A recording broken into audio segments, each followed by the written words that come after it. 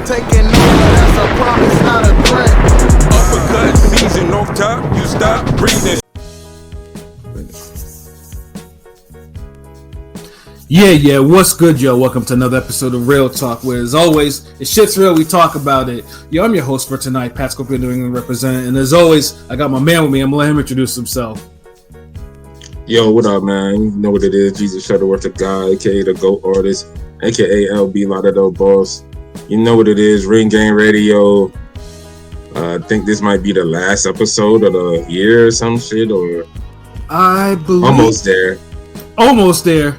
No, I think we have one more episode. I mean, that would be like, of course, that would be like the preview, the fallout from our last boxing event of the year. That Monday, next Monday. That would be the last one. So we counting down the days, but yeah, Ring Gang here to stay. You know what it is. Let's get it. Monday. Absolutely. Yep, Ring Gang in the house forever and always. And as always, I got my other man with me. I'm gonna let him introduce himself. Hey, yo, what's good? You know who this is? Your boy King P, Bodega Boxing, in the building. Ring Gang Radio all day. Let's go. We got Monday Night Boxing, the second to last before 2026. It's the final countdown. Let's go. Yes, sir. Hey, yo, son, who's banned from the bodega? I'm pretty sure there's got to be some niggas that are banned from the bodega. Bro, honestly, that whole Netflix card, everybody involved might have to get banned from that shit because, yo, like, I know it was an event. I know it had the computers and the casuals casualing, but everybody involved in the actual event just embarrassed themselves one way or another. So y'all might, the bodega's bodega's open on Christmas. Y'all can't, you go somewhere else. Go home and be family people or something like that. Don't come to the bodega for a while. Come back next year. Year. Yeah, because we're definitely into that because man, there's a lot of bars that really need to be spit about that Netflix event. Like so many different things that need bars. Yeah, ban all the executives. Damn near need to ban the boxers too from that shit. Like, I don't know. Like this Netflix experiment, it seemed like it gets worse every going out. Like to the point where it's just like y'all just need to like leave this alone, maybe. Like maybe give us some boxing movies or series, but like I mean Netflix and chill. This was anything but chill. Yeah, this is Netflix and at least the buffering game, at least it's not as it's a little more smooth. I'm gonna be the glass half full guy. At least it's not buffering crazy. It is crazy you say that because my student she was telling me the other day, because I told her Saturday, we trained Saturday. I told her, yeah, watch it. And then we trained Sunday. And Sunday, I asked her, and she was like, man, that shit was buffering on me. I'm like, God damn. I'm like, wait, what? Like, I ain't gonna hold you. Like that? I ain't gonna hold you. I know a couple of people, personally, that were like, yo, honestly, I fell asleep before the main event. That's how ass the card was to a lot of fans. I do not doubt that. I do not blame them either. Like I ain't gonna lie, the fucking, Sleep Gardner, like the AB fight was like that shit. Hold on, who fought before that? It was another fight too, right? Silva and Woodley. Yeah, Silva. Yeah. Oh my god, that shit. At least that went over quick. Woodley should never put on a pair of gloves again. Yeah, like I'm done, like bro, but yeah, that whole card was like a chore to get through. Like the only fight I actually enjoyed watching was the Jamarcus Harvey fight. Oh, Jamal Harvey. Jamal Harvey. I'm sorry, Jamal Harvey. At least he got the open. Not be stuck on YouTube. That was honestly, that's the only saving grace from the whole card. Like America got to see, like a Netflix audience got to see one of the best prospects in America. Mm-hmm. So that's really the only win. That like didn't seem compromised or nobody looked bad or to pull somebody's leg and like no, that's it. Like everything else, yeah, you can pretty much ban all them niggas, yo. Yeah, but before we go more to that though, I got my other man with me. I'm gonna let him introduce himself before we get into this, yo. Pilot, that's you, bro. Let's fly. Yeah. The West Coast Avenger, #1 contender. Let's get it. This nigga. That flight was a little delayed for a minute.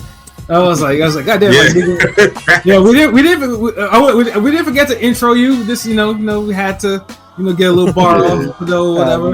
And we had longer digressions than that. We just went off for like 10 minutes, and then we're like, oh yeah, you got that last one, nigga, they introduced. Sidebar, we here. Yeah, but like Anthony Joshua, Jake Paul. Like I said, a lot to throw bars on. But since we are on the topic of the actual event, like the undercard and shit like that, what we were talking about, Netflix needs to do something. Like they need. I get most people look at Netflix to be the DAZN and everything like that one, but you're not making a good case for it with the events that you're putting on. You're really not like. It's supposed to be a better quality. Let me throw some bell. The MVP Netflix, because I think personally, Bud Crawford, Canelo with the Lester and Billy as the undercard, that was 2 great fights. I thought. No, but the problem is, that was too great. Like let's not throw the word "great" around like that. No, because some people 2 good fights. That was a solid card. So I'll say that. Okay. That's it. Yeah, we'll just go there. And I'm not going to no means. And I'm not going to give Netflix any more extra credit because they've got great production. And people were like, some of the fights, because originally, some of these fights aren't good, but the production is great. Like, okay, we get it. Y'all got great production. Fuck out of here. Give us a great product to go along with the great production. Make sure this nigga can rap when you talking about great production. Like, you feel me? I got these fire beats. I got these DJ Premier beats. But I'm giving to Larry June.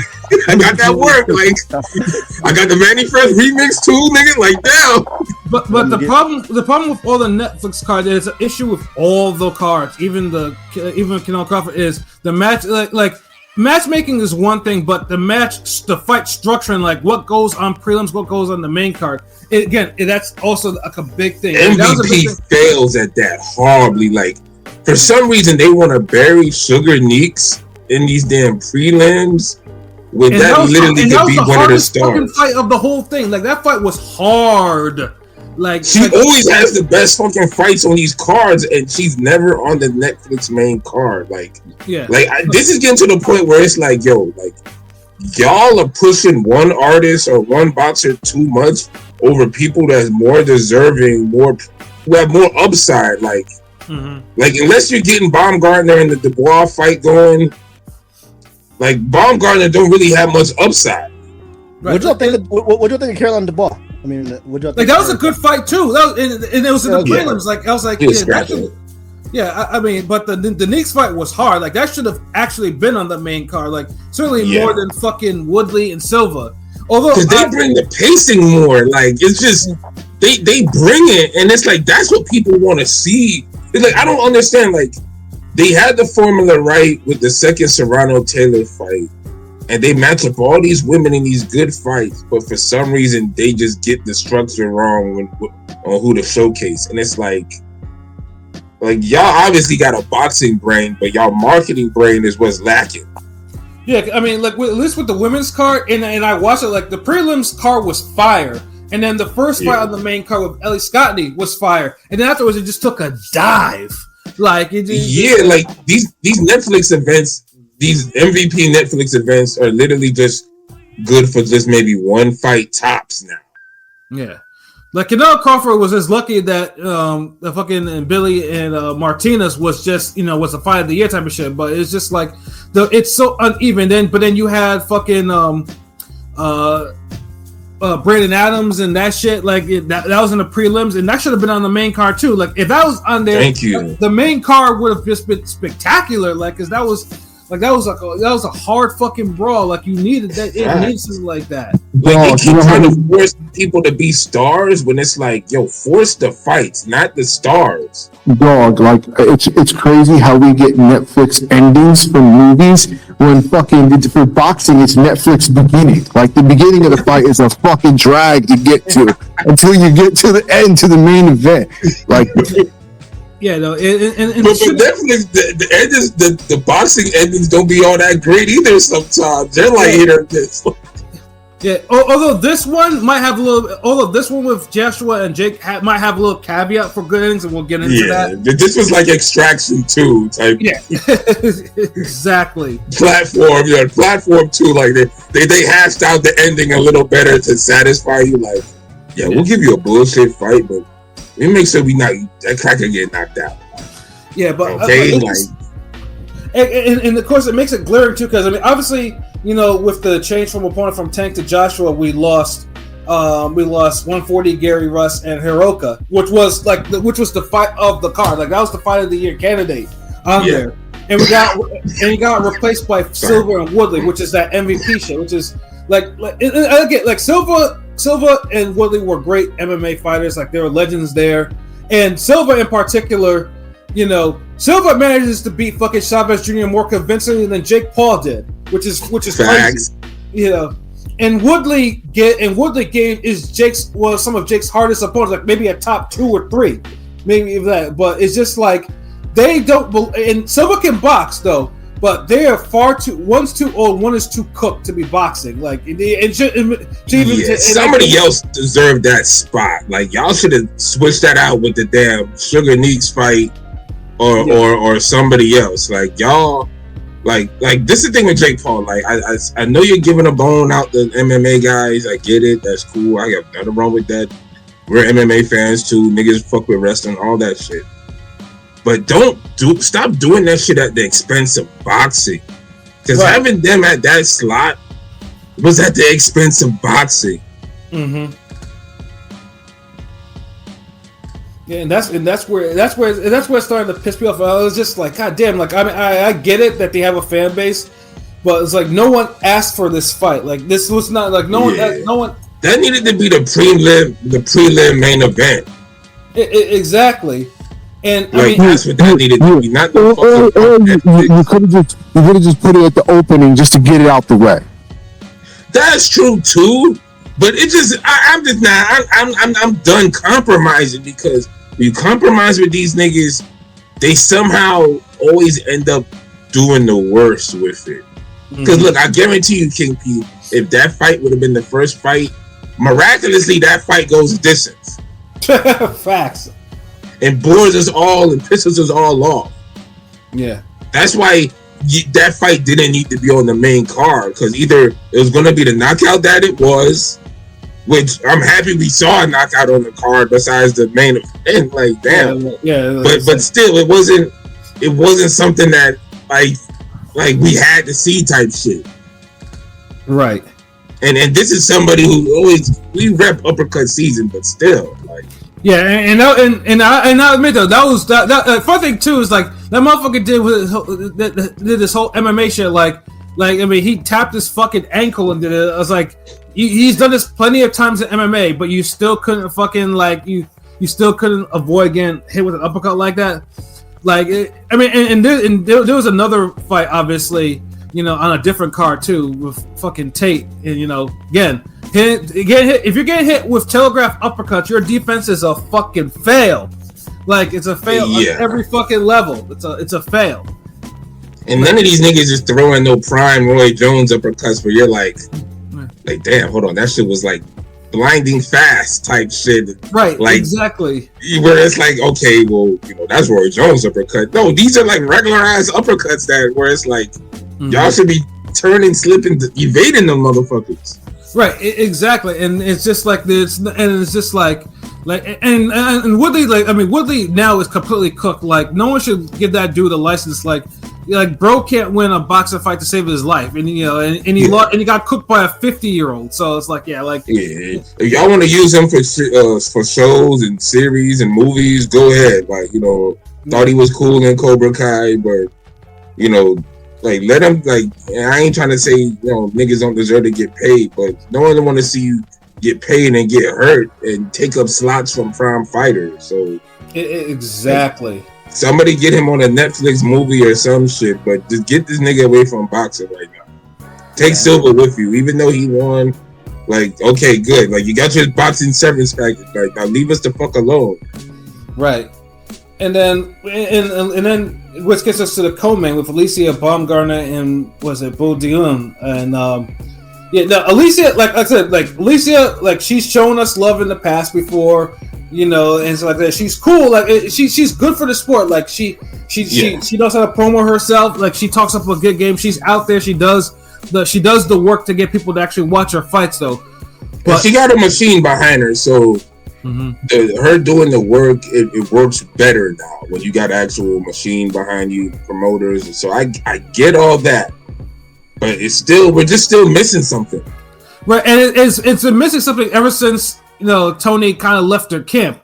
Because the best parts of her career were when Tony was actually doing it, like was actually training her. You know, and I mean, Tony was in the corner when, you know, when they won the title and everything. Well, also something left her body.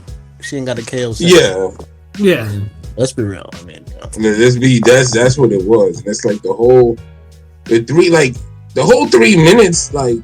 She did. I'll shoot her some bells. She did drop the girl, and it got kind of interesting in the end because she got rocked. She was a little tired finally, but she got rocked a little late. So I will give her some, you know, love. She did knock down the chick. Dude, if Jamal Harvey, the fuck, I don't know what. If Jamal Harvey gets a B-, you wanted to give Jamal Harvey a B-, nigga.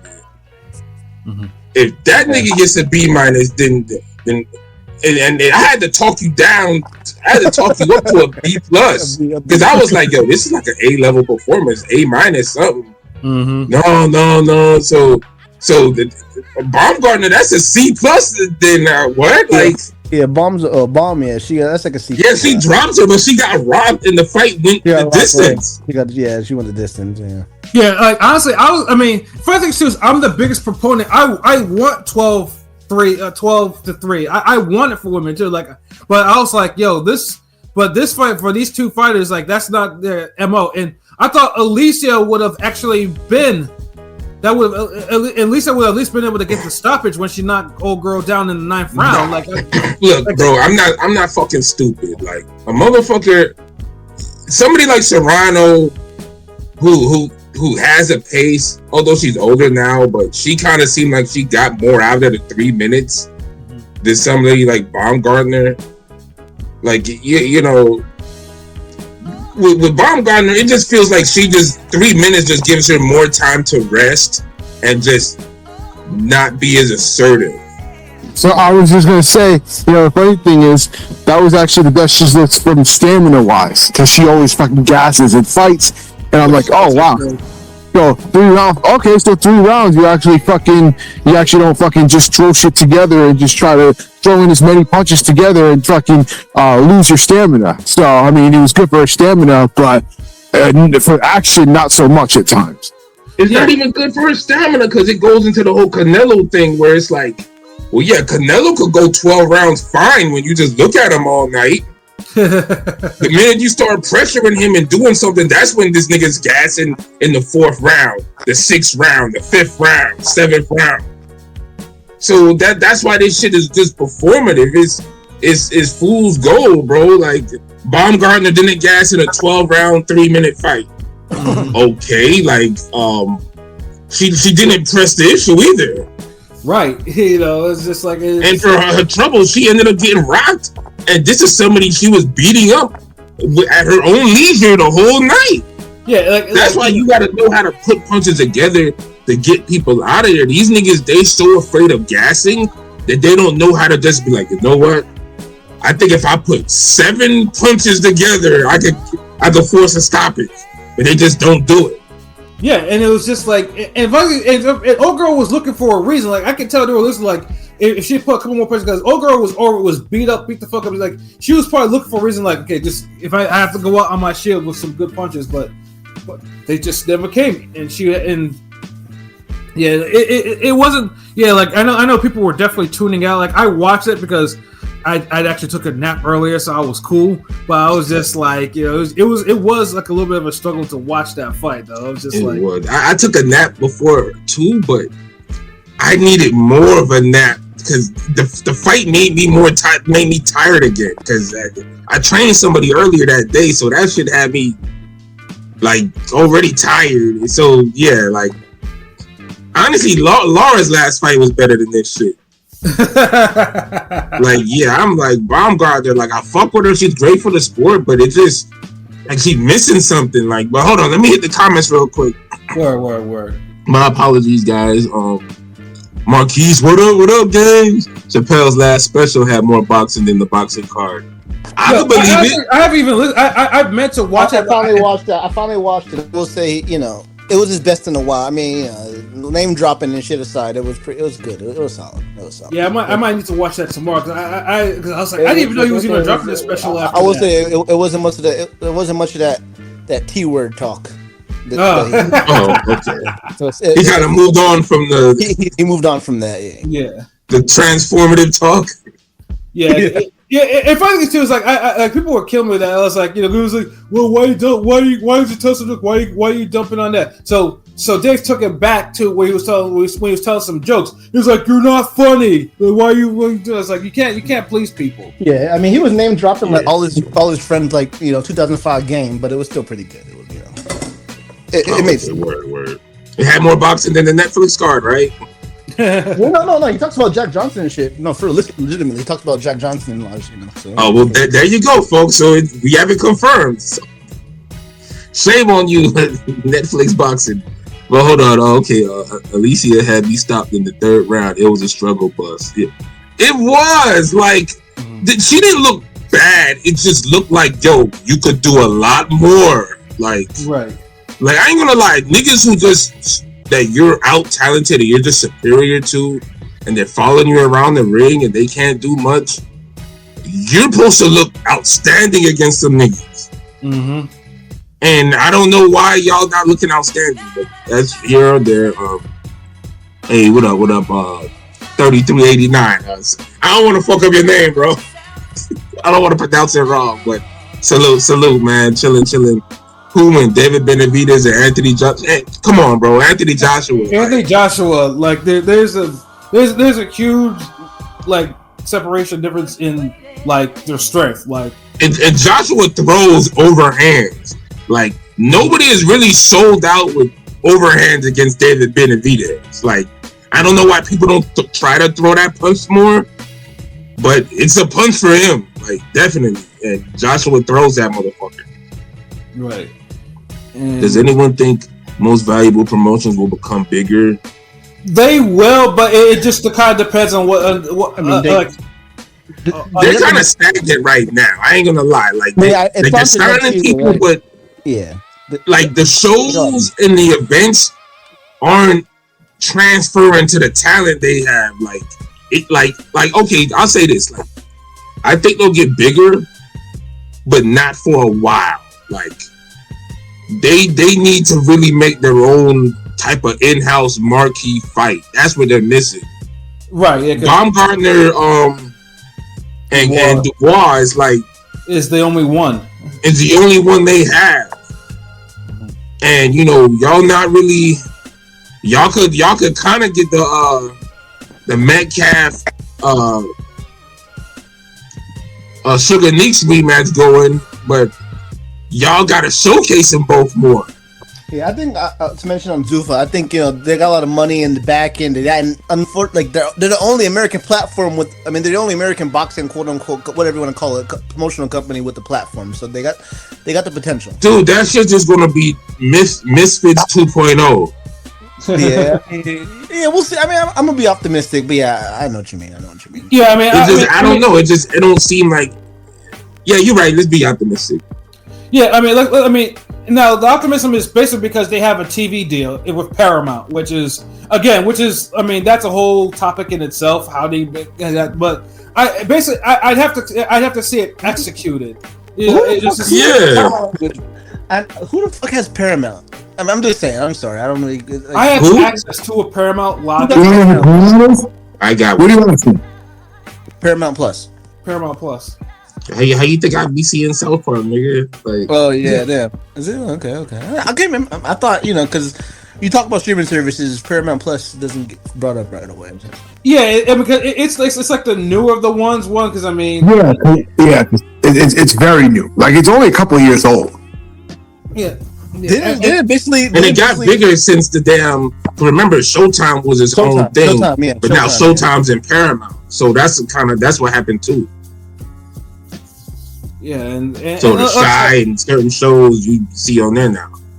Yeah, so that's why I like. I mean, I'm not a fan of Zuffa, the Kikyo, in terms of what they want to do, but I have to see it operate. I have to see it do its thing before I can lay judgment. But that's the thing. I don't have much hope for. I don't have much hope for it, to be honest with you. Just the way Zuffa and them, the way they fundamentally look, like philosophy wise, the way they look at boxing, yeah, they don't understand it from a philosophy level. So some of them are like, Zuffa's going to want to bring the TKO, MMA shit, UFC shit into boxing, and it's not going to work.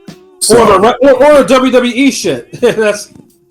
And it's not going to work. Like look, the WWE showmanship. I'm all for showmanship in boxing, like a little more extra pizzazz and shit.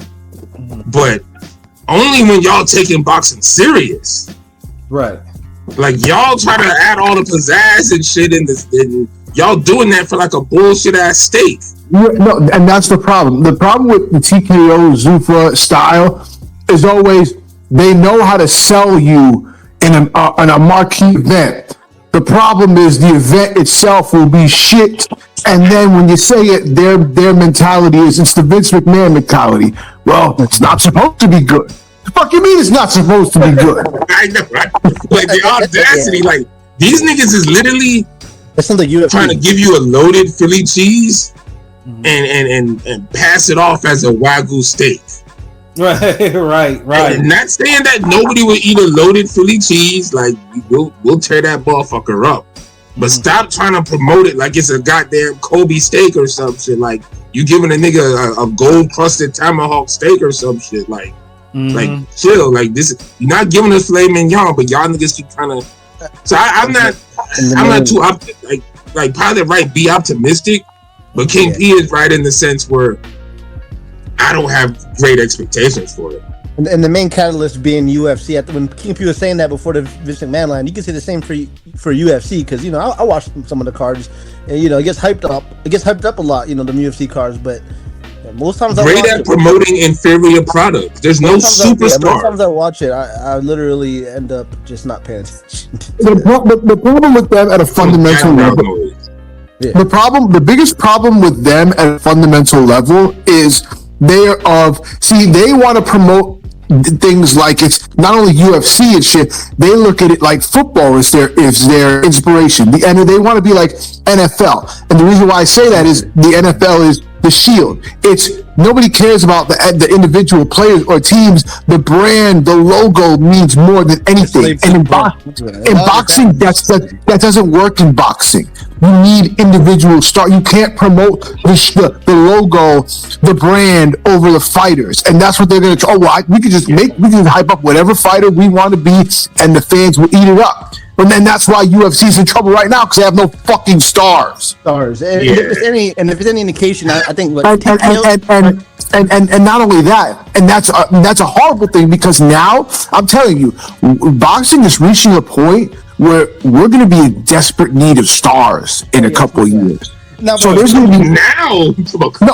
I'm giving them grace. I'm giving it a couple of years. So we still got some old grizzly veterans that people still care about. But I'm saying like in 3 years, all those guys will be gone, and now we'll have to elevate new guys, but I just don't think they know how to promote and make stars, or they even care about making stars, and that's going to be the problem. They're convinced that we got some young guys. People are making stars now with this whole DAZN engine, and we know that's not the case. Now TKO, you got niggas like Shakur Stevenson thinking that they're big superstars. Correct me if I'm wrong, King P, but TKO is basically running WWE, UFC, and a good amount of the boxing, right, with Turkey. Is that kind of in a nutshell? Yeah. Yes. Now my thing is, I grew up on WWE. We talk about it, watch it. Ever since TKO took over WWE, the product has been trash. So that's an indication. Yes, because they don't. they don't understand the product at its level of what it's supposed to be. They're just hyper capitalists that'll try to do whatever, make all these great matchups that the popular, so that the fans will eat it up. Oh, these super fights, even if it doesn't make a lick of goddamn sense, because they're trying to maximize profits. Yeah. And have a bunch of ads. All that slow burn, marinate, and all this setup.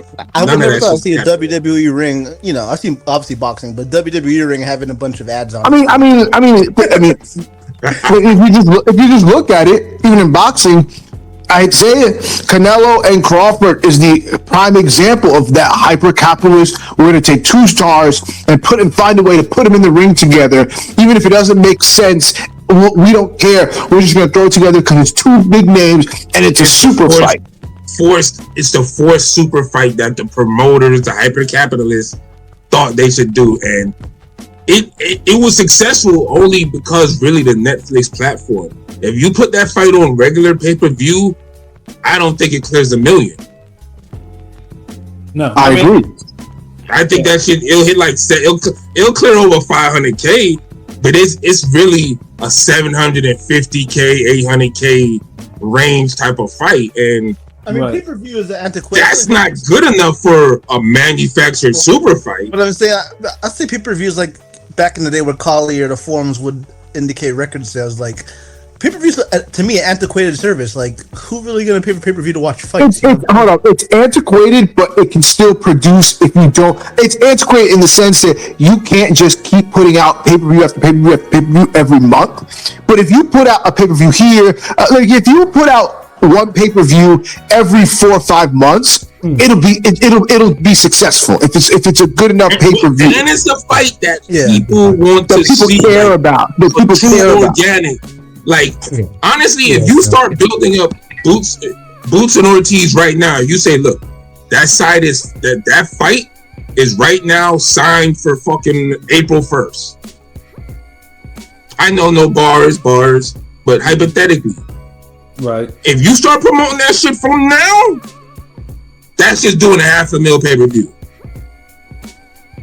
and I feel like that's great for two up-and-coming young stars, undefeated, but no one's doing that. People are taking too long to get. Look how great how great Norman and Haney was talked about all year, because it was already set. The only thing, that fight just didn't be in America, so you could really see the full scale of it. Right. But they need to start doing that with fights, and that's not happening. Like another thing, the fucking with the UFC shit. And shout out to my nigga Dead Base Records, DBR. You know, he's been on the show with Beats and shit. I was hollering at him the other day, and because he watched the whole Netflix card actually, and you know, he's more of a casual boxing fan, but he said it was cool. He said he enjoyed it more than UFC currently, because UFC is a bunch of guys who just want to fucking wrestle now. And nobody wants to see that shit all the time. So yeah, like, but they're getting all this promo for it now. Yeah, no, it's all about the promo, and that's the reason why UFC somehow manages to stay afloat and stays on regular TV and everything like that. I just don't want to get it. I just don't want boxing to get to the point of UFC and wrestling where instead of us choosing who the stars are, they're going to force their guys on us because it's the machine. We're going to tell you who's a star and who you need to be buying their pay-per-views and all this shit. No, we reject these motherfuckers. But we don't care if he got knocked out twice. He's a star, damn it. A lot of UFC fans are like, I have a good friend who always tries to tell, a good friend of mine who does watch boxing and stuff. He was from Australia watching David Tua early, as a kid, early in the morning type shit. But he always tries to push UFC over boxing. It's annoying. But and the thing I have with it is like UFC fans, the ones that are really like that, are slaves to the brand. Like, they don't care about the fighter. That's been a thing ever since UFC got rebranded like 15 years ago. But UFC likes that though, because they're like soldiers of a war. Like they're like pawns that are promoting the brand. The old school UFC fans, the ones who are real fans, not fans of the brand, they're the ones who are disappointed with the UFC right now.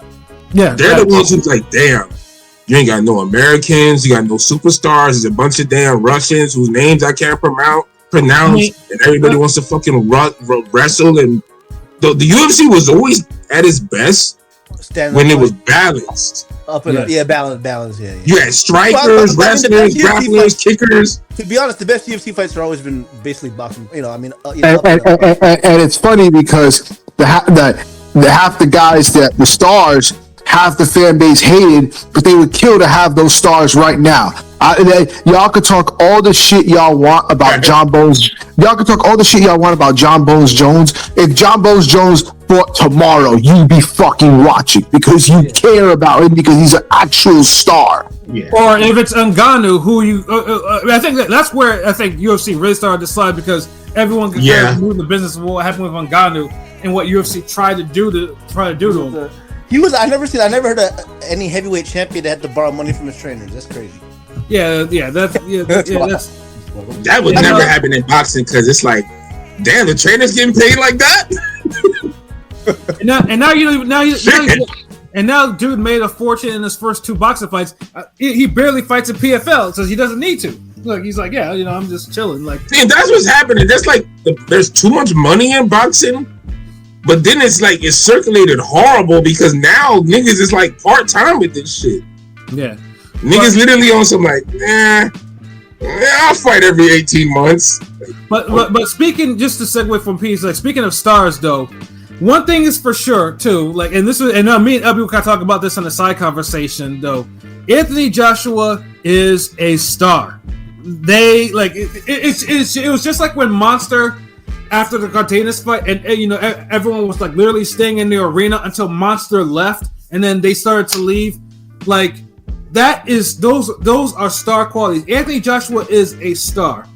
You can't teach that type of shit. You can't teach it. Like what he did after that fight. And of course, we'll get more into the fight though. But what he did after the fight and shit, and the amount of trending that he was doing. Whether it was the interviews or the threats, the chicks thirsting over him. Yeah, the chick, and there was a lot that one bitch was fighting for her life to get a selfie with this nigga. You'll see that old bimbo looking broad like trying to get the live with him. Like she was trying her hardest. Like, damn girl, like you gonna get it, okay? Like. Damn, bro, you're 50 years old, bitch. Like, you're 50 years old, oh, come on. Yeah, and the wild thing is, too, is like, I opened up my Threads app, and he was trending hard on there. Like, it's like, I didn't know, like, it's Anthony Joshua, like, I was reading, like, it was so much thirst. I was like, God damn, all these motherfuckers must be in the desert the way they was so thirsty over there. I was like, I was like, I had never kind of seen, and within the boxing world, I never kind of seen, not with Floyd, not since the days of probably Oscar De La Hoya, really, to be honest. Yeah, you really would have to go back to Oscar days where it's like bitches would like oh my god, like and I say it was a little. I mean, because maybe I'm from this like down here, like bitches used to love Roy Jones like that too. Yeah, Roy Jones got that type of love, but Oscar really got that in his prime. Oscar was on the, obviously. Oscar was the LL Cool J of boxing. 99% of your fans wear high heels. I mean, it is what it is. Yeah, no. Even the boxing day. Yeah, but we could definitely add Anthony Joshua to that because and him doing this, like I said, this is probably one of the few positives that came out of there. It's like Anthony Joshua could have, and we've all talked about this. Anthony Joshua should have made it back in America after the first Ruiz fight. Like dude, I think dude left a lot on the table. He did. He got knocked out, and that was the end of that. I think had he won that fight against Ruiz, I think we'd have a whole different story right now. Like. His career. I get it, but God, like, dude, still come back, like, fight somebody lesser. Like, that's the thing. We forgave that situation. Like, you ended up fighting an even tougher opponent. You rematched and da. You can still come back. Like, dude, a Jermaine Franklin fight should have been in America. That should have been in Detroit or something like that. Like, that's where it probably needed to be. Like, I mean, if you wanted to, because I mean, number one, it was a hard fight, and. Dude, Franklin gave him some rounds, so we can't forget that. But I mean, he fought it in the UK, and I get it. But UK is his base. But either that or the Hellenius fight should have been in America. At least one of those fights. Yeah, one of those fights, like, because he's leaving, like, because this is the thing, like, Anthony Joshua, he hasn't, like, the only time he's really done his whole, because he was on, at one point, he was on some Street Fighter V shit, like, where them niggas were just traveling the world with different trainers and shit, like, motherfucker was in America just being at different gyms. Yeah. Like, for the Usyk fights and shit, so it's like, bro, like, I get it, that was cool coming over here to train, but do the whole media circuit, fight over here, like, we need to see you on the Breakfast Club, we need to see you on different podcasts, we need to see you on different, he would easily clean up here. It's crazy how the other heavyweight champions come to America and they seem like they get more love than Wilder. Yeah, that's a whole. And he would, because Fury came over here. He's in wrestling. He's in this. He's doing that. He's like, goddamn, like. Yeah, I mean, Joshua could come over here and he's like, he could take everybody, bitch. Like, yeah, I mean, Usyk himself. Usyk was fighting in America for a minute in the HBO days, but then he's legitimately world traveling because he can't fight in this country due to a lot of political shit going on. Yeah. But it seems like Usyk is trying to make his way back to America with the Wilder fight, ironically. So it's like, like you got to be strategic with it. Like, Wilder still has a name. Like, that's the one thing about Wilder's losses. Like, they weren't on the biggest of platforms, so as the whole world didn't see the back-to-back losses. They may have seen the one he got knocked out, but they didn't see both of them shits. Yeah. So his brand is still kind of decent for certain fights over here. I mean, the Fury shit, I had, it was like a house party type thing watching that second fucking beat down. Yeah. I mean, like I said, me and Pete watched the first fight in the theater, and then me and my ex, we watched the third fight in the theater. So it's like, and there were events. They were. Oh yeah. So it's just you and King P watched the first fight, but this nigga wasn't even on the podcast. The fuck? No, right? What was that like? Niggas like, well, see you later, nigga. Monday. But with Joshua, like when Joshua was there the first time around, like Joshua, he like for the Ruiz fight, like he made the rounds. Like dude was freestyling on the radio with Big Baby Miller and shit like that, and dude had a mob crowd following him in Central Park, like exactly, like because he and Joshua actually looks like I'm gonna be honest, like Anthony Joshua looks like what you would want your heavyweight champion to look like. I'm be honest with you. I mean, I know this is boxing, but I always look at the eye test in wrestling. Like in wrestling, they say, and I kind of in boxing we're missing that these days. It's the airport test where you walk into an airport and you see a guy and he just looks like a big deal. Like that's Joshua. Joshua just looks like he's somebody. Yeah. They honestly, I'm glad you mentioned that goes into superstar. It's something about your energy. A lot of these niggas just don't have that mystique, that aura, that vibe with them. That just they look like there's somebody purposeful, like wherever they go, they're the most important person in the room type shit. Like Joshua really looks like a heavyweight champion. Yeah, Fury just like a tall big motherfucker. You don't know what he's doing. Wilder, you might think he's damn playing basketball or some shit. Yeah, the Wilder's like a power forward ass nigga. That's about it. Yeah, like none of these niggas is coming across like. And that's one thing I can say. Like from the older era, the last generation, like guys like Chris Arreola, you see him, you know that's a heavyweight fucking boxer. John Ruiz, these other guys, the Klitschko, is like. Calvin Brock, these niggas look like fucking work, like boxers. Mike Tyson was the most popular person in the world. He was top 3. Yeah, Mike Tyson, like, dude, these niggas look like now these niggas they don't have, like, I don't know, they just don't have that image, but Anthony Joshua has it. He come over here, he'll clean up. Like, that's somebody who need to be in movies, need to be in series, need to be. Yeah, you need to be guest appearing on Netflix shows and shit. Like that's how you take over. It's right there for him.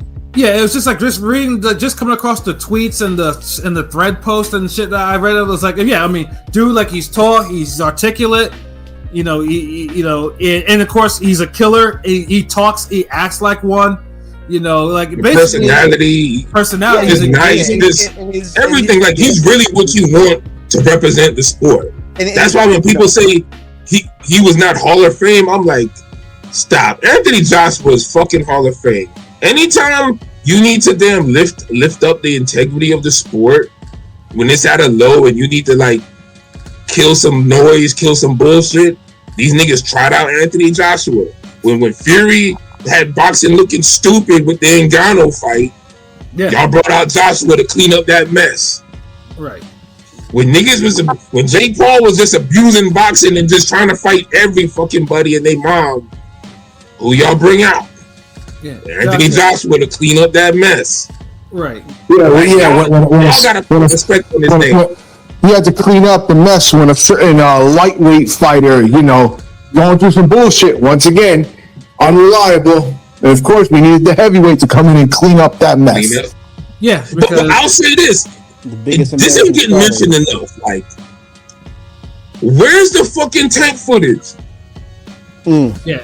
Where's all this incriminating footage of this nigga hemming this lady up from multiple angles like it's a goddamn Jerry Bruckheimer production or something? Remember the video was supposed to come. The video was supposed to come out and shit. They ain't never came out. Yeah, video was supposed to come out. Now I haven't seen no video, no clipping, no snippet, no goddamn viral. The way they talk about this incident, you would think it was like he was Suge Knight and this lady was Vanilla Ice. Like that's the way they talk about it, and nothing's happened. Nothing has come out. So the Styles P Aaliyah line. Honestly, like bro, like nothing's come out. So this makes me think like, yo, like Jake Paul really pulled the fast one, like on some like it gives credence to the whole scripted fights that he has. Yeah, Tank probably was like, and now, although like I said, we gave Tank smoke for actually accepting this shit because he had business he should have taken care of, before this bullshit, and and the excuses for it were not cool. But it's also this too, like he probably looked at this it's like, yeah, no, I'm gonna do what I'm going to do, and I'm going to beat you the fuck up, And Jake was like, okay, no, I can't have a smaller fighter. Even making him fight at like 170, like try to whoop my ass because it'll kind of damage, it will damage the little his little game. He knew what time it was, like, bro. But like, look, I'm gonna be honest, man. Like, I'm gonna just be real. Like, I hate to make it racial, but Tank was giving that 80s and 90s energy toward Jake Paul, and I say that like a nigga like Pat know what I'm talking about, right? Back in the day, you didn't have all these goddamn Karens running around. Like, a lot of white people were legit, like, shook of black folks. On some, like, I don't want to just piss off the wrong colored nigga, like, because that motherfucker might just snap and make a whole ordeal. So, it was just, how King P said, like, Joshua looks like he's somebody, the airport test?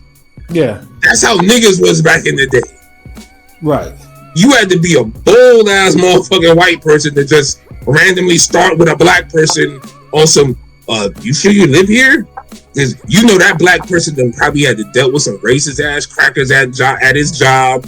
He probably got some badass kids. He stressed out with baby. He was just waiting to beat your ass. So a nigga had that energy on him where you're not running up like, excuse me, sir, you can't park your. Nah, you're good. You got it. Like, nah, this nigga look like he'd give me a civil rights uppercut. Like, yeah. So I think Jake Paul seen that energy in Tank. He seen that shit was real. And then all them lightweights that he had got sparring with him, I guess the speed was whooping his ass. Yeah. And he made up the whole story about, like, I'm not denying that there was a civil case and all that shit, but he used that as an out. He sure did. He was like, and Netflix fell for it. They used the whole. All you gotta say is TMZ got footage, and then niggas. TMZ so powerful. If you just allude to them niggas having footage, people kind of chill out. Right. And, hey man, them niggas, hey, them ring gang niggas pussy, like word, like yeah, like TMZ got footage of one of them getting slapped. It's like, oh shit, word, like niggas ain't gotta see it, but niggas will believe it, like. And TMZ if TMZ said, and if so, you mentioned it, TMZ will like almost immediately, like as soon as they get some shit, especially tech, because they've put out tech footage before, they'll let that shit fly, and you know it's December 22nd. Not one bit of footage. Nigga, Jake Paul could have fought both them niggas when the time it took. Right, yeah. Like, bro, like so like that's one thing I ain't really kind of like. Y'all tried to pull a fast one on us, and that ain't really work. Like, no, like, not saying Tank. You know, Tank's still getting into too much bullshit outside of the ring and all that. Yeah, we get that. But this is but you weaponized it. But they weaponized it. They weaponized it, but they didn't even have to. Right. And you use it as a way out. But you know, you can't run from everything. And even though I felt like the whole Joshua shit, I think somebody said it was a work shoot. On the tweet, I see one tweet. I was like, yeah, that does sound like that. That sounds like some shit, a term you were reading in a Ken Shamrock book or something. Exactly. Word shoot is a wrestling term. Yeah. Like, yeah, so a couple of guys, you know, we got off the plane in Tokyo and we had a work shoot before these businessmen. Like, honestly, because, and like we said before, like, if you both have a certain understanding of boxing and you throw the punches, whatever, you know how to overshoot, you know how to smother, you know how to just evade, circle. You know how to That's all them niggas did. You know how to hold back punches or not turn over your punches. Yeah, exactly. And he did all that shit and finally got clipped. That we know it's on some scripted shit because the punches are still real, but it's the amount and the quality of punches. And if you take one clean punch from Anthony Joshua in 6 rounds, yeah, I can't find like that sounds like a. I mean, let's be real. Like, this fight should be over in the first round. I mean, let's be 100% real. But hold on, wait. Either way. Realistically, you gotta sell the event. It gotta go at least. That's why I said 3 rounds. And I think, obviously after 4th, it was like, yo, this is ridiculous. There had to be some script because I think setting the precedent of him keep falling to his knees. Because if you know those early knockdowns were kind of similar of like they almost could have been ruled slips. Some of those 2 early knockdowns. So I think it set that precedent where, and then that final shot was like, okay, fine, I'll take that final shot, and you know, because it was the only one that landed clean that everyone could see. And right. Doofus had his fucking mouth open, so that's why his jaw got broke. Picture perfect. It was the best type of punch to take from Joshua because he was already at an angle. And even then, Joshua, that was not Joshua's hardest punch either. I'm just saying, I don't think that. No, it wasn't. It was a good punch. I think that the main plan, it wasn't his money shot. The main script was just don't get Ngannou or don't get how Marquez did Pacquiao. You know, like that was the main goal, and they accomplished the goal for Jake Paul. Well, here's my thing about the they knew he was going to get hit. It just when he couldn't get flatlined, meme killed, and become a Discord emote or a Kali somebody. Yeah, like I said, it ended up being in a way where the most you can say about Jake Paul is he ran and he mucked it up, and you see how they play in that. They turning that into a whole courageous. Oh, he's the greatest. You got to give him credit for. No, fuck that. So and that only works if he didn't look bad. But he looked like god awful, like literally. No, bad in the sense like there's 2 types of bad. Jake Paul looked respectable bad, and I say respectable bad because they're still trying to spin him as a hero. No, if he was knocked out unconscious in the 3rd fucking round with his fucking feet in the air type shit, nobody's saying all this courageous. No one's spinning anything. No, I mean, we're super hard. I mean, we're hardcore. We watch all boxing, so obviously we're gonna think he looked trash. But a lot of fans that are casuals and the Jake Paul fans as well. Yeah, I'm be honest. Yeah, the difference I'm hearing between casuals and hardcore is it's night and day. The casuals, they didn't give a shit. They just wanted to see Jake Paul get knocked out. But like us, I like will say the fight was kind of entertaining. I mean, I didn't hate the. I mean, it was kind of. I fucking hated that fucking at a fight. certain point, That's what I'm calling on something tonight. I'm saying at a certain point, I was like, okay, I guess it's whatever. Because hold on. What was entertaining about a dude constantly circling around the ring and diving at a man? He was diving at Joshua's knees every time. Like, yo, to see if it was gonna go to distance or not. Like, I was kind of like, is Joshua gonna get the KO eventually? It kind of intrigued me, I guess. I don't know. See, my thing about this whole fight too, and this was what was driving me crazy. I mentioned it too, was the cognitive dissonance of the people talking about, especially at the pre-fight conference, where it's like, okay, who's going between Jake Paul and Joshua, and it was like a 7-4 vote for Jake Paul. I'm like, is niggas serious out here? Like, niggas really trying to sell this shit? That was wild. Yeah. Like honestly, like this shit was this made my blood boil. I was like, because it's like, and then you have respected outlets. We're talking about, this fat Mexican stopped him.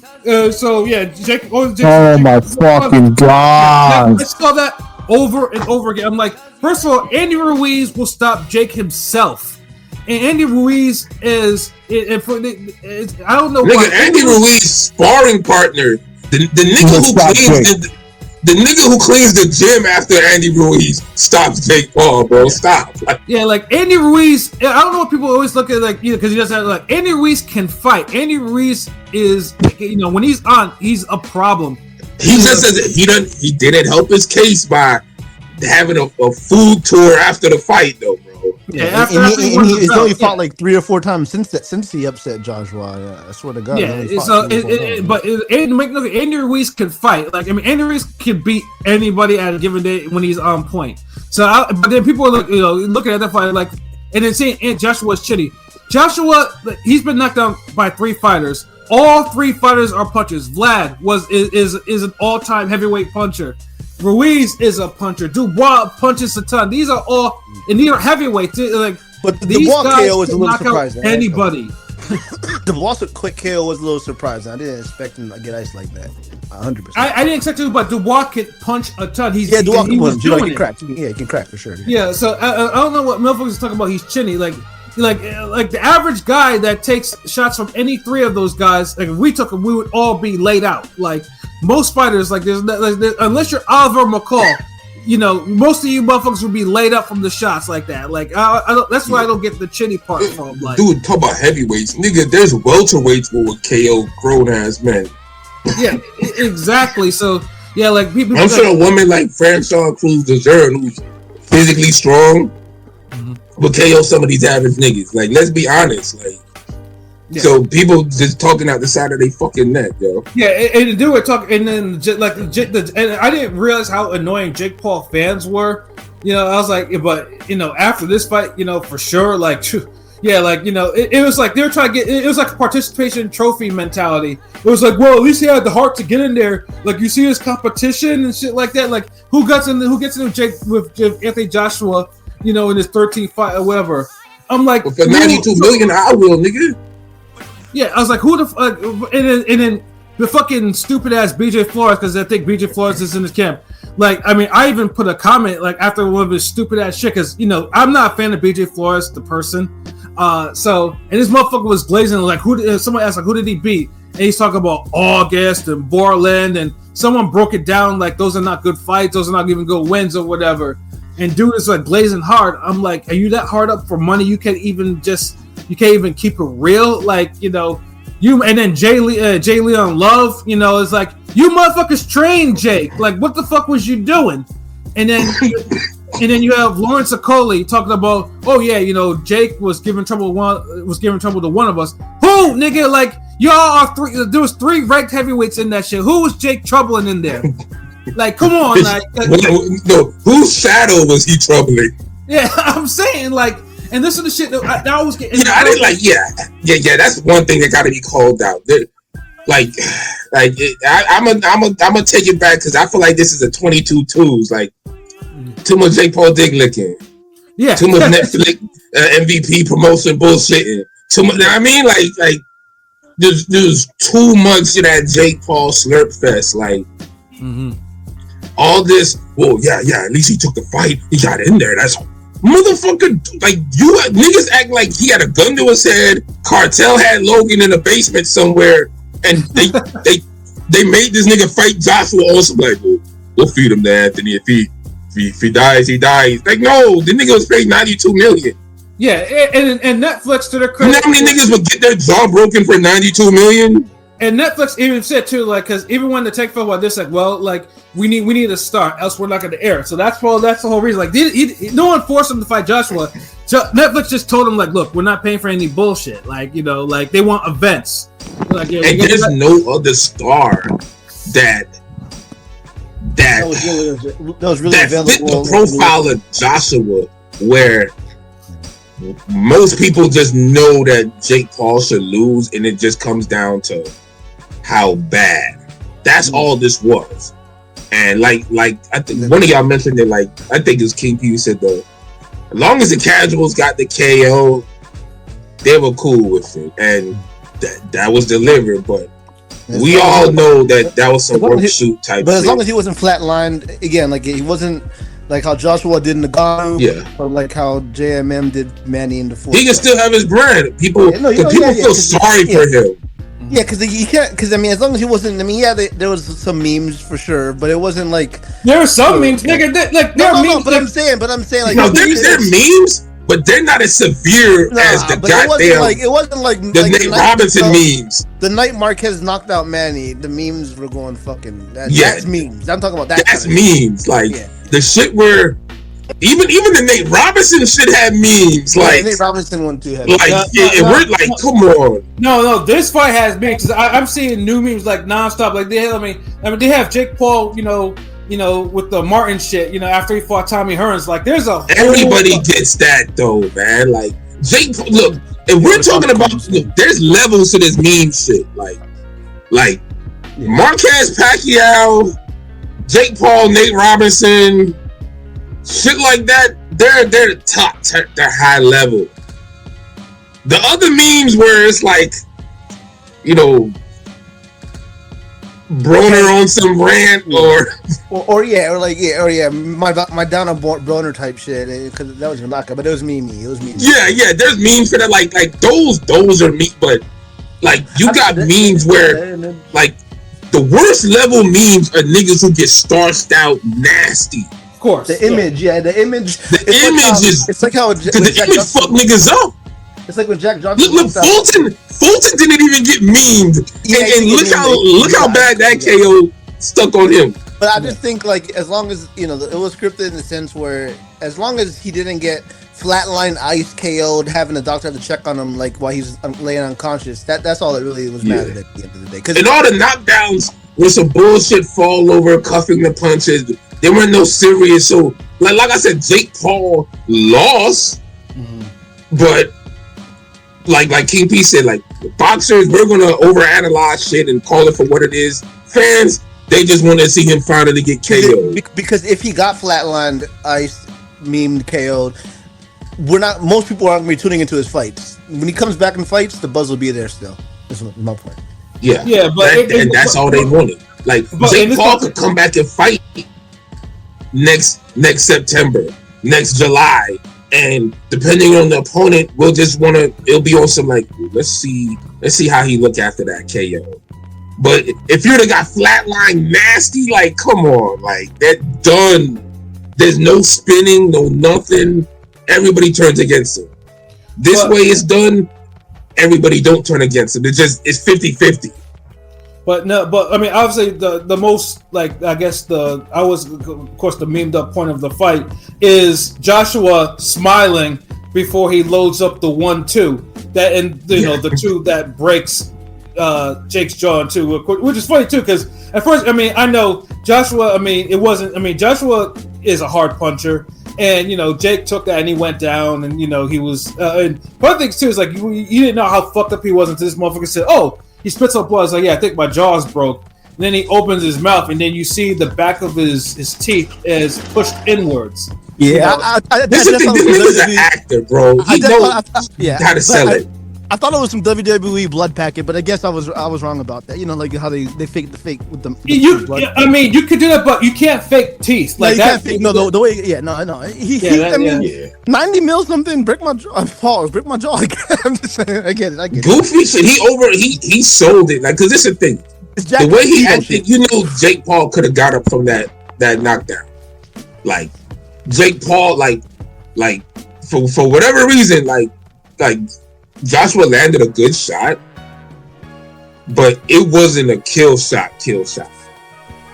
Jake Paul could have got up if he wanted to and everything, but he realized, okay, I'm not gonna take no more of this. Like, it took 6 for this. Just imagine how pissed off he is if I keep going. And he smiled before he threw this motherfucker, because he knew he was gonna land it. Yeah, because I mean, if he continued, Joshua would have probably looked. Because either way, I mean, you can see Jake clearly he was concussed. Like he was not like, you know, like he took that shot. Yeah, that's just him being goofy and being extra with the expressions. It was on a grander scale. It was like Steve-O jackass shit, kind of in the sense, you know. Yeah, like it worked. Like it worked. Like we all know that punch hurt. Like, we're not saying like, oh man, I would have took that. No one's saying that. It's just, we're like, bro, like you put a little extra, you put extra cheese on the pizza when you ain't have to. Yeah, so I mean, but like I said though, but in the end, like I said, delusion. Like, and this is PJ also said something the other day, and it stuck with me. Like, you know, he said it in the chat. It was like, boxing has a way of self healing, which it does. Boxing for a lot of folks, it does have. You know, there's certain things in boxing that you can't do, and if you do it, you know, things get corrected.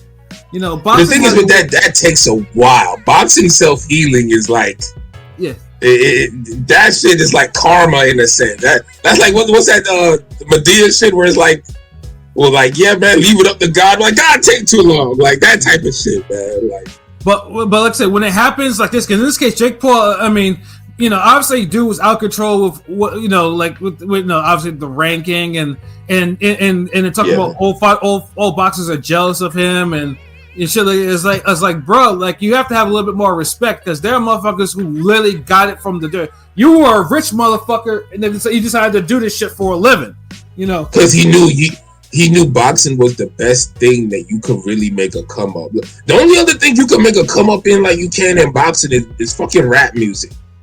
Yeah, and Jake Paul as a rapper, that just won't happen. Right, he'll hang around them, but or if you do, it's not going to happen. Or you do what his brother does, and you become a spot monkey in the WWE. So like, but then of course, but they needed boxing. But even Logan needed boxing for that. I feel like Jake saw what boxing did for Logan and was like, shit, I'm better than him at that, which he is. Yeah, and he just took it more serious and went further, and Logan just did it on a, like, shit, I got where I needed to be with boxing. Fuck it. Like, I'm happy I ain't got to keep doing this shit. But and that's the thing, because boxing is like a whore. Like, boxing is always of some take. People come in and just do what they want, and then they leave it to where it is, and then they leave, and they're going out the door. Like, right. And it looked like Jake Paul was getting to that point, especially with the whole Tank shit and the video that never surfaced. So yeah, this was, I feel like, a self-healing, but then it comes back to it, like, who y'all get for the self-healing? Anthony fucking Joshua, right? Like, the nigga is justice for boxing. Whenever boxing gets a black eye for too long, like, you can guarantee, I guarantee you Anthony Joshua was the one looked at to clean it up. Yeah, but niggas always fucking shitting on Joshua, so that's the crazy. And that's the reason. Like, and funny too is like for all the chinny stuff, like Jake landed his one overhand right on Joshua, and that motherfucker ate it like Scooby snacks. It didn't affect him. Like, bro was like, okay, like, you know. Yeah, I think he landed like 2 of them shits. Like, he even landed some jabs, but it's just like, bro, like landing 5 punches in 6 rounds ain't the business, and you running away. Yeah, like you can't have all these motherfuckers that are talking shit. You can't have a Jay Leon Love. You can't have all these niggas, these random fucking water bottle carriers in your corner, and you have Dick Wright and BJ Flores. You can't have all these niggas in your corner and you come out and you fight like that. Like, you know, it's like. But he fought like how they would fight in that situation. That's the problem. Like, you got like a bunch of damn third-rate boxers who were just super happy to be there because you gave them a career when their careers were done. So all these niggas is just superly overly excited, like, and that's the kind of crazy part. Like, these niggas seem like they're too happy to be there. Like, what are y'all doing? Where y'all are just always giggling and smiling and dick riding this dude. Yeah, like I was like, this is like, I was like, I mean, I get it. Like, I mean, like, you know, shout out to the 4 people that on the conference, Carolina Dubois was one of them that kept the rails. Like, yeah, no, Jackson was gonna win. The fuck y'all talking about? You know, it's like, you know, for the ones that kept the rail, like, y'all motherfuckers knew that what Joshua was gonna do, and you couldn't give him you couldn't give him no foundation. Like when Mike Tyson, you know, was training Ngannou, like Mike actually took that shit seriously. Made sure he put Ngannou through some paces so he didn't get like obliterated. And he probably puts on the best case scenario of someone with these type of fights. So it's just like you have all these pros in here that, I mean, they were mid as pros. I mean, Jay Long was a never was, and I mean, actually BJ Flores was a never was too. Fuck BJ Flores. Yeah, that's what I'm saying. It's like a bunch of C-rate. Yeah, third-rate level fighters, nigga. Yeah, and then you got a lot of these niggas, youngish. Well, Shushu's kind of old. He's 30. You know, he got fighting for a title. But a lot of these young niggas are on Twitter saying he did a good job. Yeah, gave it a go. Yeah, where Sergio Mora and Ishe Smith are like, and Enzo Maccarinelli, like they're ripping. But Ishe's always fucking negative though. I ain't gonna lie. That motherfucker's never happy. But Ishe is right though. But Ishe was spitting. He's super right this time. He's right. You know. Yeah, Mora was spitting. Mora was like, you know, Enzo was spitting. Enzo was spitting. So like, what's that dude from the Morning Combat? He be doing like the PBC prelims. Luke Campbell, both of them do. Luke Campbell or Brian Campbell, or Luke Thomas or something like that. Yeah, I think it's Luke Thomas, but yeah, shout out to him. He told the truth. He's good too. He's really good too. Yeah, he was quality on the subject because basically, like, no, I'm not gonna fucking give Jake Paul credit for that type of boxing. Like, bro, like what? Like, you got you pretty much finessed 92 mil. Yeah.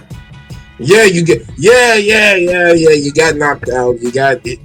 Yeah, dude. Like, you're the first nigga to fight that level of opponent and only take one decent punch. Right. Like to me, like this is supposed to be like Stevenson, Dawson, nigga, and not fight one decent heavyweight and still get the 2-time heavyweight champion of the world. You know? Exactly. Like you skipped the line to even like, come on, bro. Like, we ain't gotta applaud this shit. Like, we good on that.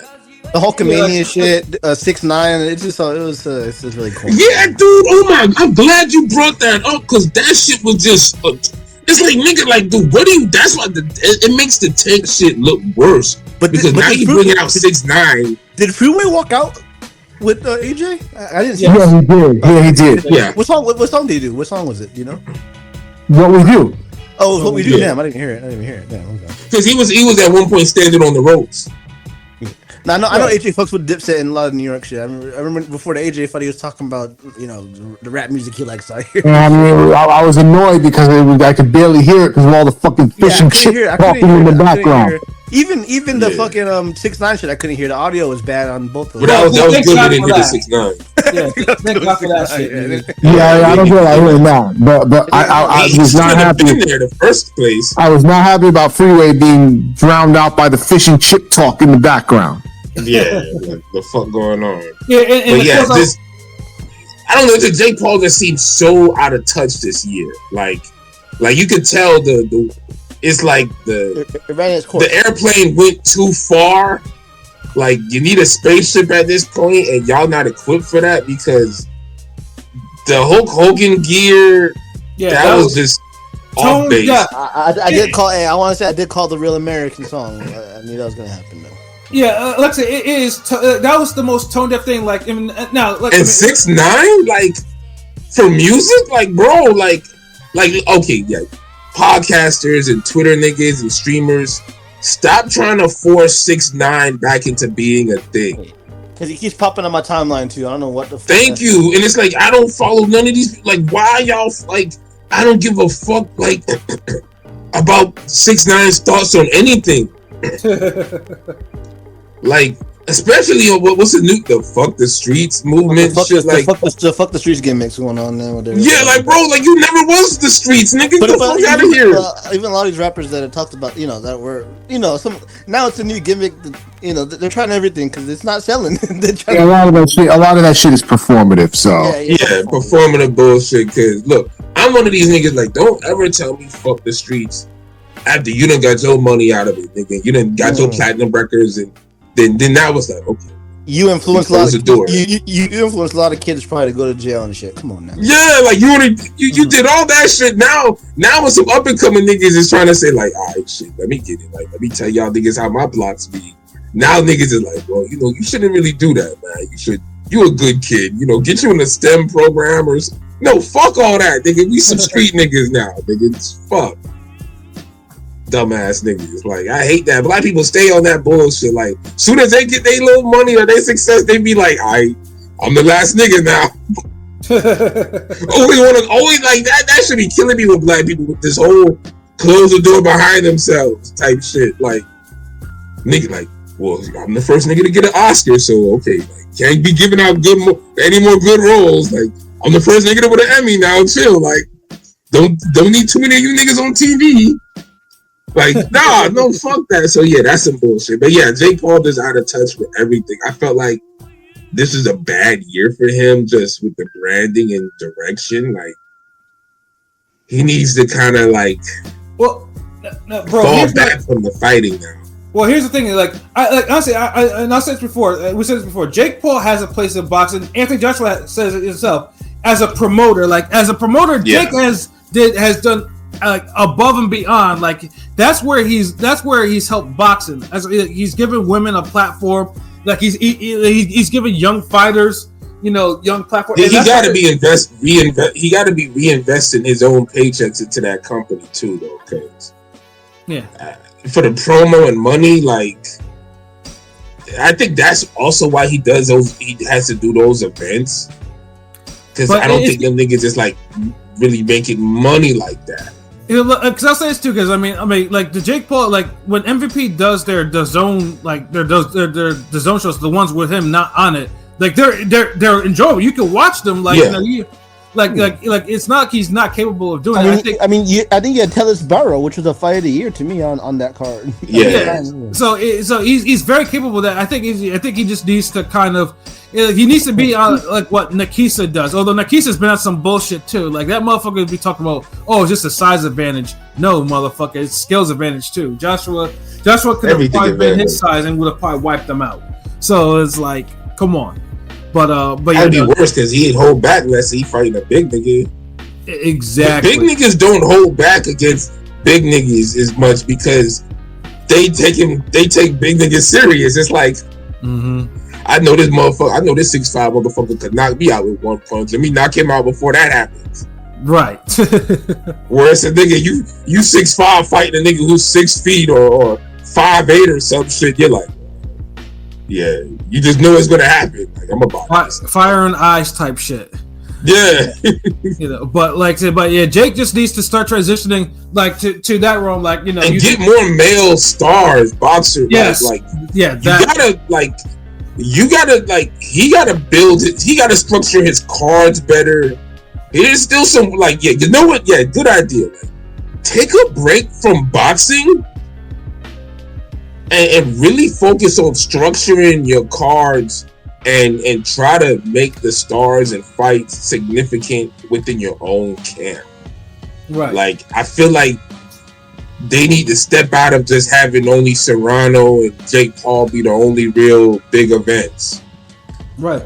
I mean, hell, Serrano is having a fight in 2 weeks and like nothing. Like, I mean, other than old girl that she's supposed to fight in that rematch pop dirty again, but it's just like that should be promoted a little bit more. Like, exactly.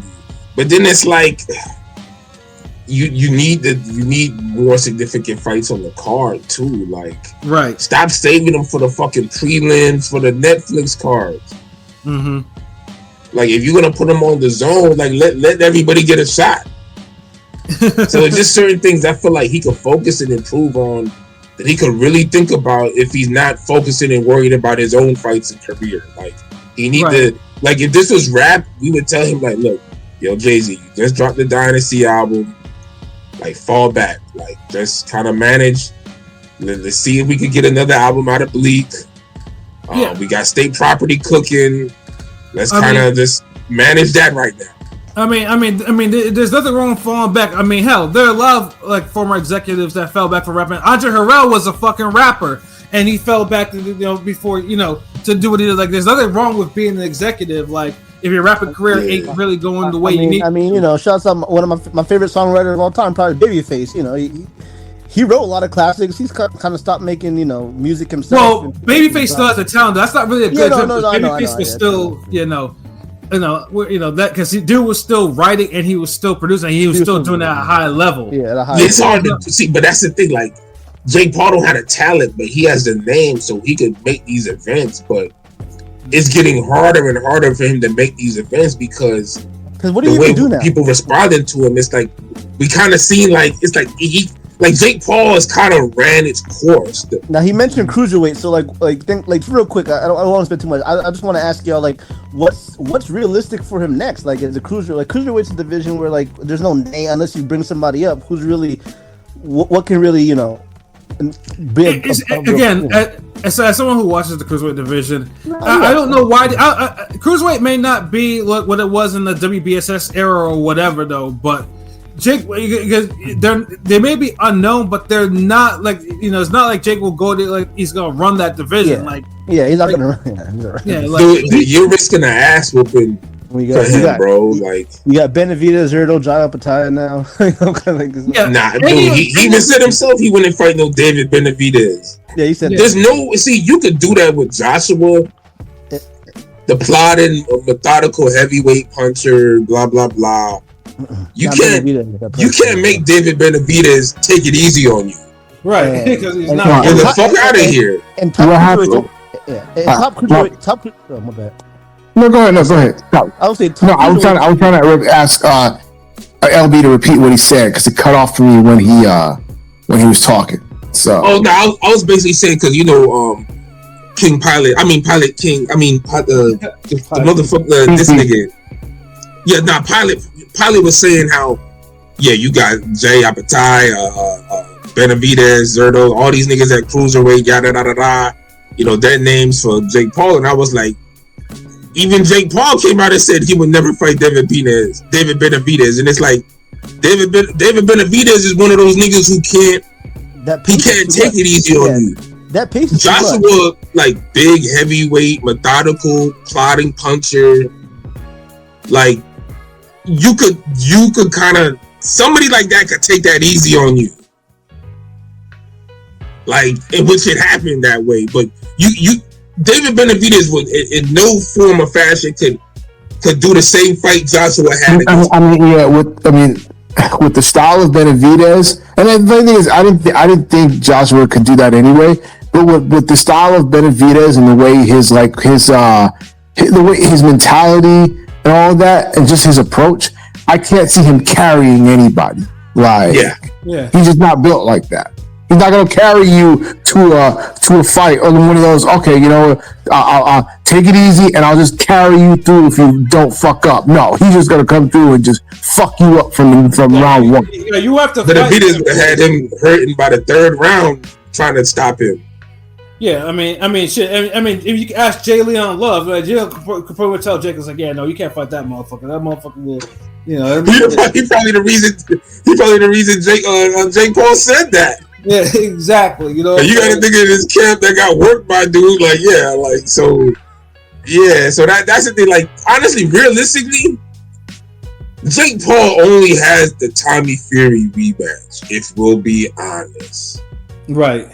That's the only real fight he has left. Everything else is just they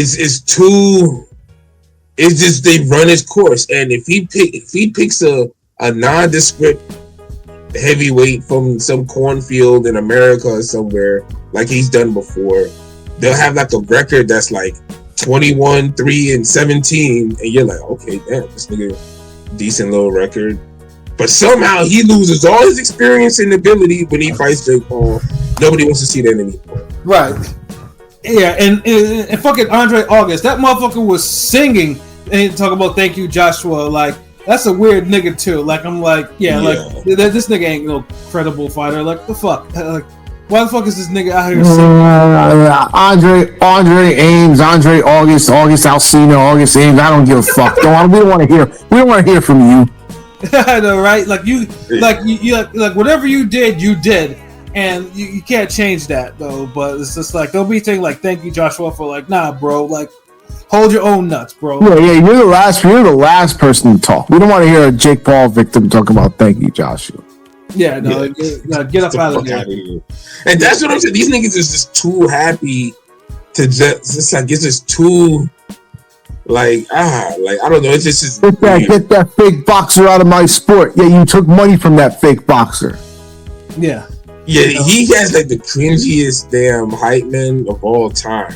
And his fans too. Like you Jake Paul fans, and some of you MMA fans, because you motherfuckers was like on some bullshit too. Especially you Jake Paul man fans. Like you motherfuckers do not know shit about boxing. Like I've never seen such poor boxing posts. Like in a long time, and I thought, like I said, I thought like the Spence fans, the Floyd fans, and shit like that were like y'all are terrible. Like I'd never seen like some of them are like damn near white nationalistic posts. Yeah, because these motherfuckers are probably like these are like the fucking same motherfuckers that glaze in the Aiden Ross types. Like no, fuck out of here. It's not white. It's like Arab too, and it's like you motherfuckers. Oh, the neon dude. It's like the streamers have kind of like taken over. Like you got like right now, like never has like the world cared so much about lame, goofy, nerd ass opinions. I still don't understand this whole streaming like epidemic and why I should give a fuck. Cause we're in a different era. I say this anytime I gotta explain that shit. Like we're from the era where we wanted to be involved.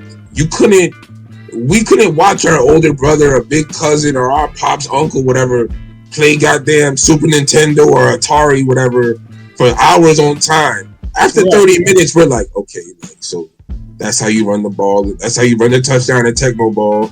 Right. That's how you that's how you do this in Godzilla. That's how you do the front. All right, fuck it. The 30 minutes. Let me get this shit. I want to play. Let me play. These niggas now, they'll after 30 minutes are like, shit, hold on. Like, it look like he's getting stuck on this part. Let me put on some damn pizza, some toaster leaving, some let me warm up some snacks. Get me a Capri Sun, some pizza tots or some shit, some pizza roll-ups or whatever. And let me fucking roll up a blunt and let me watch this shit. Let me enjoy watching this nigga play the game. Like it's two different eras. We want to be involved. These niggas want to watch that shit. I don't know why that transition happened, but that's really what it is. Anybody like most niggas 33 and older, they want to be involved. Right. All the 32, 30 years old, they're the ones who can fall into that damn. Yeah, I'll watch this nigga damn play Pac-Man, or I'll watch this nigga damn ride a bike. Why would you want to see a nigga ride a bike? Yeah, like I said, that streaming shit. Do stupid shit like come on, man. Yeah, and of course, I mean, obviously the YouTube shit is how Jake Paul actually got in the game. You know how he made his millions. You know, so. But then wasn't he on Disney too? Yeah, he was on Disney as well. Yeah. Yeah, Jake Paul had like a Disney show. Yeah. Huh? Yeah, he had a Disney show for a little bit. So these motherfuckers were all over the place. Both the Paul. Yeah, you give me a TV show or something, and I think I could have a pretty good YouTube career as well if I got the TV show to back. Same thing with Drake and rap. Give me a TV show, and I think I could make that. It's like rapping and boxing is like two things that just whore itself out. Yeah, and it's just and it's the same that people like Jake Paul fans are like so like they go along with everything that he fucking says and shit like that, but like not realizing like this fight is nothing more, and we've mentioned this fight than Mark Gaston or Tim Doc Anderson, the sequel. That's all this fight was. Joshua didn't fully go along with but he went along with some of it. But like I said, it takes someone he went along with it. That's the thing. Like. This is the thing. There was no way they was gonna fight. Like Anthony Joshua knew that he was gonna win. Like that's not even going along with it. That's just the facts. There's no way Joshua would have took that fight if he doesn't win. All it was just how big of a win. Like he went with the program because he ended up winning by knockout. That was basically it. Joshua not going with the program would be him dishing out a goddamn David Benavidez ass whooping in 3 rounds where it's like shit. Like, he ain't even letting Jake Paul fall. Like he just beating his ass. Like, which we know he's capable of. Yes. That's why I think it's just like man, Tank would have hurt Jake Paul. A little ass Tank. And they couldn't have that though. But yeah, like this, we gave this fight a lot of bars, and it had to be because it's just like there was a lot that needed to be mentioned and shit like this. And it was I'm not going to talk about this bullshit. I just hope, like I said, in 2026, Netflix gets off this event shit and like gets some boxing people in your fucking platform. If you're gonna air boxing. Do it fucking right, like it's like. No, I don't mind the event, like, cause that scales the sport. If back in the day, if HBO pay-per-view was the pinnacle of the sport, then I'm cool with Netflix being that for this era. But I can't do that because HBO. At least HBO had the quality fights. Netflix. I say that because of the reach and the money and the status of it, like the promotion. Like Netflix has taken that place in this era. It's not the same as HBO. It's entirely different, but it's the stockholder. It's the damn placement. It's the if you're boxing right now, I'm sure you would love to fight on Netflix. Just like back in the day, if you're some journeyman nigga in some gym, your whole dream was getting on HBO. Yeah, but they got to be better. Like, cause I mean, that's what it comes down to. Like, Netflix has to. If Netflix is the HBO of this era, they gotta be fucking better. They gotta fucking like get their own boxing people. And if you're still gonna do events, there's nothing wrong with them doing events. Just make sure they're really events, not forced events like Crawford Canelo, where you doing it doesn't help boxing because it's a type of fight where niggas gonna retire afterwards. Like, right? You're not reinvested in the sport. Joshua, Jake Paul, like that's not it. Like really, like no, get some real fucking boxing events. Like, right? Like real, like between boxers, no part-time boxers, no celebrity, none of that shit. Like, I'll give you this: you can regulate it to the opener. That's it. Yeah, but like keep it serious. It's too easy. You got enough stars and names. Just match them up, man. You ain't gotta force no bullshit. You ain't gotta let Jake Paul and Eddie Hearn and all these niggas convince you what fights to make. Have your own people. Damn, look and see who's popping and have them make offers to their people. Right. And then I hope though Anthony Joshua. I mean, obviously now. I mean, dude is 35 right now, 35, 36, depending on whatever it's like. I mean, obviously with this surge now that he's getting, like, I just hope that he at least does a couple more America events. Yeah, like it's like I mean, because it's clear, like I said, he's a star. Like I mean, like, he has star quality. He's one of boxing's dude. Anthony Joshua pop the balloon would break the internet. Yes, literally. Yeah, because now you have all these people. You have like the women, like I said, because you have women looking at this like like they're gonna tune in. They're gonna want to know when he's fighting next, and where he's fighting, and who he's fighting. And pause. It's not only women. either. There's some dudes that are like that. No, and that's what makes him a superstar. Because not even no homo shit or nothing like. When you got niggas talking about, y'all better be lucky that Joshua not in America. He take your bitch. Ha ha ha. That's stupid. Ray Jackson. No, but I mean, like, actual gay people. I mean, Ray, so whatever. I'm just. Of course, that goes without saying. But I'm saying like even dudes like. They gravitate towards Joshua. I'm not talking about the sus niggas. I'm talking about regular fans and shit because, like King P said, Joshua just looks like he's fucking somebody. Mm-hmm. And he's pretty low key in terms of his personality. Maybe he's not really he has a good media train, I guess, but he's just a low key like pause. Like it's smooth. Like he's very just low key. I don't know. Because when you look like you have purpose and you look like you're somebody, you ain't gotta do all the extras. You don't gotta be OD. You don't gotta be OD with it. Because the way the reactions people give him from just looking and seeing him there is what people would have to do extra shit to get, and he don't even have to do that. Because the post fight, he hung out with the crowd, took mad pictures, whatever, and the Netflix broadcast was showing that while they were doing the little, ending. Yeah, they know, like, if anything, you get Joshua back there and get the Joshua Wilder fight on that motherfucker. Take that from Usyk. taking pictures with kids and thoughts and everybody in between. You know what I'm saying? Like, that's what I'm saying. Like, this nigga Joshua's a man of the people. Somebody got to send Joshua to Houston. They got a growing Nigerian population, yo. That's basically little Nigeria right now. I mean, it's still. No, the funny thing is, it's still growing. So like, it's still growing. So yeah, it is little Nigeria. In Atlanta too, nigga.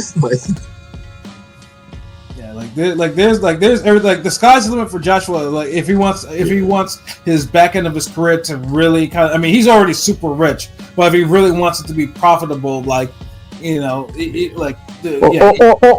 could just go back to the UK where all his fans hate him. Oh, why are you advertising supporting black business? You fuck out of here. That's the crazy part with Joshua. Well, you have the was it the Brit? I saw some hate and some. They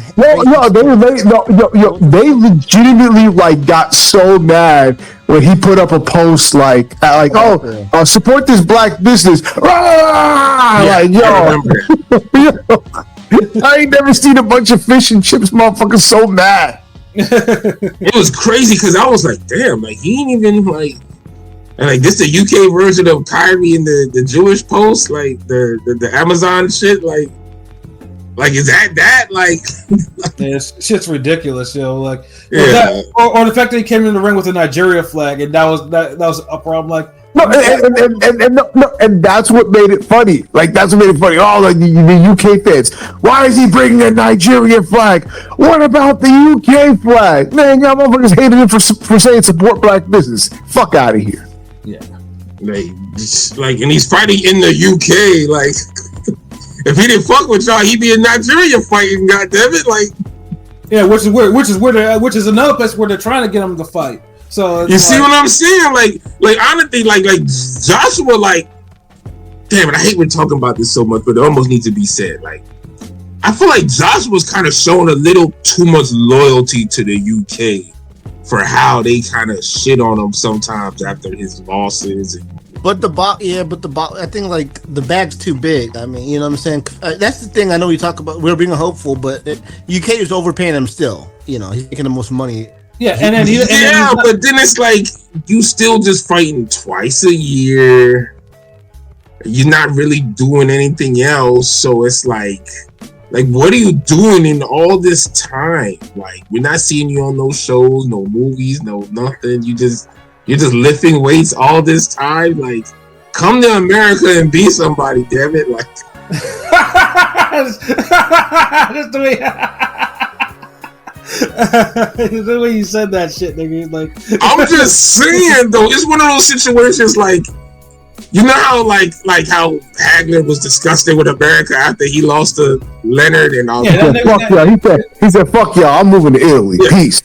Yeah. He invented the whole Eric Cartman before it was Eric Cartman. The whole screw you guys. I'm going home. Exactly. Screw you guys, He I'm did out. that first. And you see how he went over there to Italy and nigga was in movies. He chilling at having the time of his life. Like Joshua need to just come over here and do that.